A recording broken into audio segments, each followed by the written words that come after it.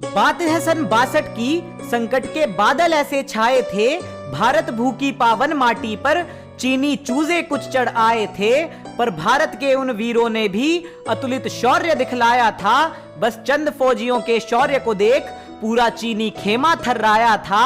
भारत माँ की आन की खातिर जान हथेली पर लेकर दौड़े थे। सीने में देश प्रेम की ज्वाला थी, गिनती में बेशक थोड़े थे।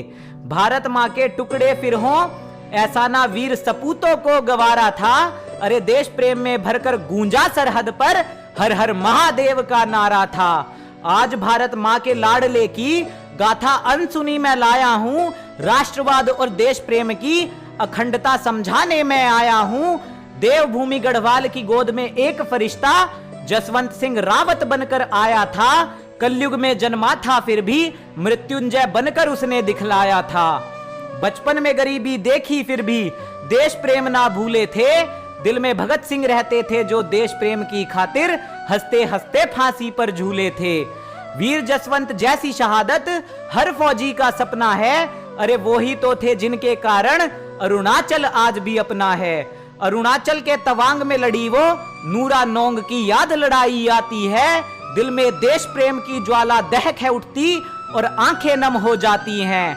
दुर्गम पथरीली राहों पर था वो युद्ध लड़ा, जहां हाड़ कपाने वाली सर्दी होती है। कठिनाई का मतलब नहीं रहता जब फौजी के सीने पर वर्दी होती है। आजादी के 15 साल हुए थे और सरहद पर चीनी सांपों ने फण फैलाया था। संसाधन की कमी के कारण सेना को सरहद से पीछे बुलाया था।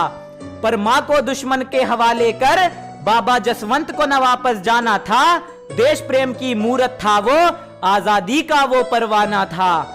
सेना सरहद से चली गई पर त्रिलोक सिंह नेगी, गोपाल गुसाई और बाबा जसवंत अपनी जिद पर अड़ बैठे और भारत मां की खातिर तीनों दुश्मन की छाती पर थे चढ़ बैठे।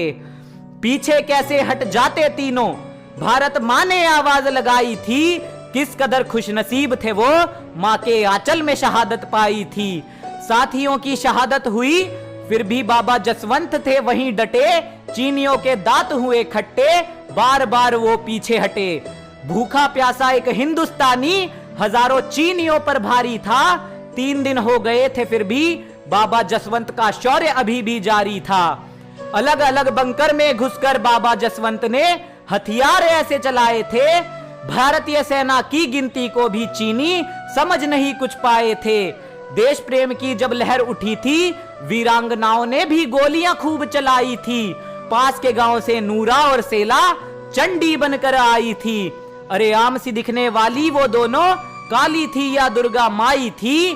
भारत माँ की खातिर दोनों रणभूमि में आई थी।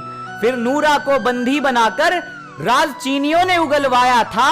एक सिपाही था जिसने 300 मारे, ये सुनकर हर चीनी बौखलाया था।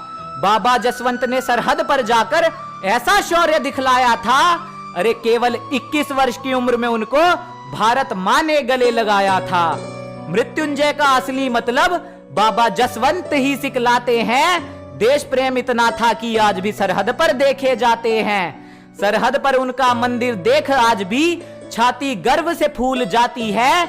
आजादी के परवानों की छवि उभर उभर कर आती है। आज भी देश की कर रहे सेवा, ऐसी अमिट उनकी ख्याति है। और सरहद पर जो तनाव बढ़ा तो उनको छुट्टी भी नहीं मिल पाती है। गुरुओं की बाणी याद उन्हें थी, उन वीरों के मैं सदके जाऊं जो दिल में उनके बसती थी। गुरुओं की बाणी वो मैं तुम्हें सुनाऊं।